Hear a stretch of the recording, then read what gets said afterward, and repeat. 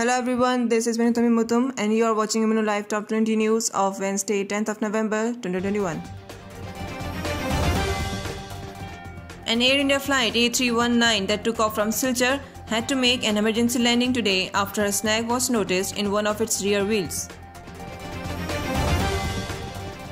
A group of Mizoram residents were stopped by the Assam police from building a road in its border district of Kasar today, and insisted that the land on which they were building the road falls on its side of the border. Colleges and other educational institutions, including schools for class 9 and above, to be reopened from 10th of November in Manipur.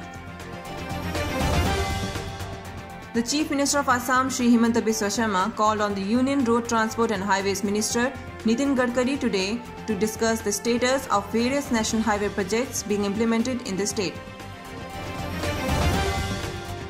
The farmers in Assam's Amguri in Sivsagar district said that around 30 bighas of the tea farming land was burnt by the Nagas today.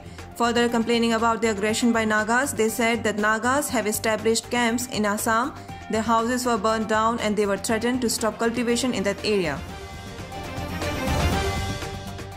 The Minister of Home Affairs has ignored the request of Mizoram Chief Minister Zoramthanga to change the present Chief Secretary Renu Sharma and appoint additional Chief Secretary J.C. Ramthanga for the concerned designation.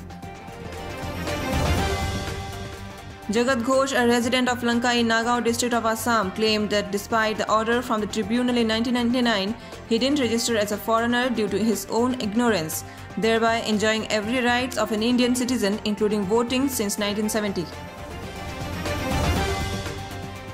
The Sarva Shiksha Abhiyan teachers from all 11 districts of Meghalaya took out a peaceful march demanding the immediate release of their pending salaries and regularization of their services. Nagaland Chief Minister Neiphiu Rio claims that the new Naga Pact to be very special for Nagas, which is to be signed between the central government and negotiating groups of Nagas.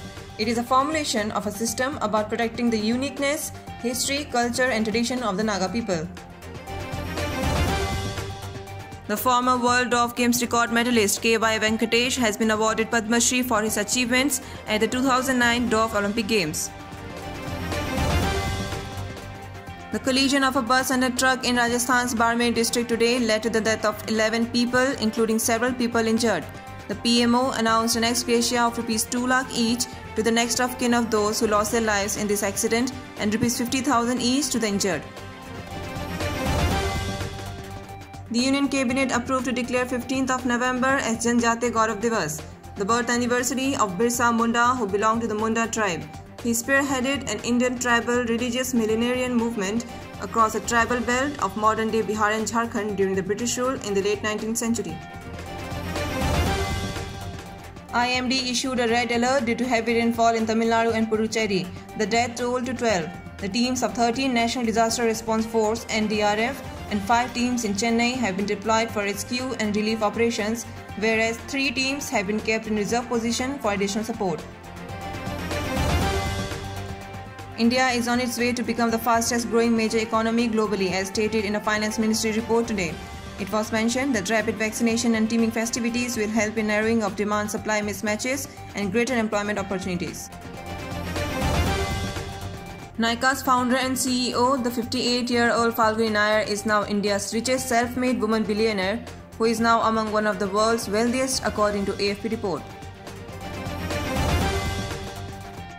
Prime Minister Shri Narendra Modi congratulated the Indian shooters Manu Bhakar, Rahit Sarnobat, Saurabh Chaudhary and Abhishek Verma, who won medals at the recently concluded International Shooting Sport Federation President's Cup in Rocklo. The President of India, Ramnath Kovind, has been conferred the honorary rank of General of the Indian Army on Nepal's Chief of Army Staff, General Prabhu Ram Sharma, at Rashtrapati Bhavan in Delhi. Japan's Prime Minister Fumio Kishida was re-elected today after his governing party scored a major victory in key parliamentary elections. 2 members of Aung San Suu Kyi's political party has been sentenced to 75 years and 90 years in prison by Myanmar court after finding them guilty of corruption. Today's Assam COVID-19 update. Total cases 263, recovery rate 98.48%, total death 1. That's all for today. Thanks for watching Immuno Live.